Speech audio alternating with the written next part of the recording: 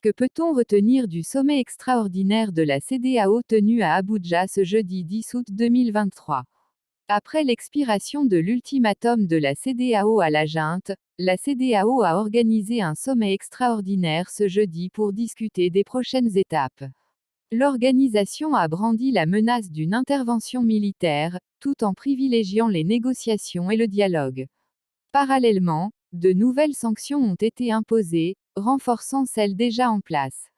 Activation de la force en attente de la CEDEAO. Les dirigeants du bloc régional ouest-africain de la CEDEAO ont ordonné, à l'issue du sommet extraordinaire sur le Niger, l'activation de la force en attente de la CEDEAO en vue d'une éventuelle application de leur résolution sur le Niger.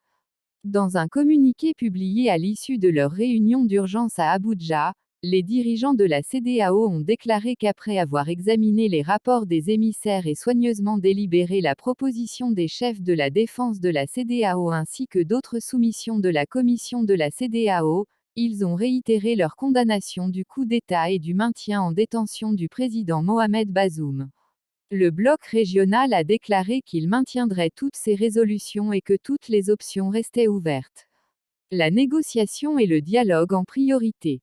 Bola Tinubu, président du Nigeria et président du bloc régional de l'Afrique de l'Ouest, la CEDEAO, a déclaré que les négociations diplomatiques et le dialogue devraient être prioritaires dans l'approche du bloc pour résoudre la crise politique au Niger. Le président Tinubu a relevé lors de cette rencontre les obstacles rencontrés par les précédents émissaires envoyés pour servir de médiateurs avec les militaires au pouvoir au Niger. Nous devons engager toutes les parties concernées, y compris les putschistes, dans des discussions sérieuses afin de les convaincre de renoncer au pouvoir et de rétablir le président Bazoum. Il est de notre devoir d'épuiser toutes les possibilités d'engagement pour garantir un retour rapide à la gouvernance constitutionnelle au Niger, a ajouté le président Tinubu. Le président de la CEDEAO reconnaît par ailleurs que la crise politique au Niger représente également une menace pour la stabilité de l'Afrique de l'Ouest. Renforcer les mesures de sanctions.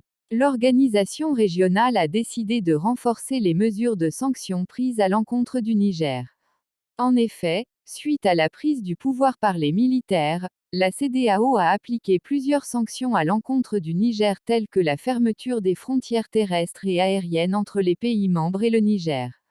Le Nigeria a coupé l'approvisionnement en électricité du Niger, ce qui provoque de longues coupures d'électricité dans le pays.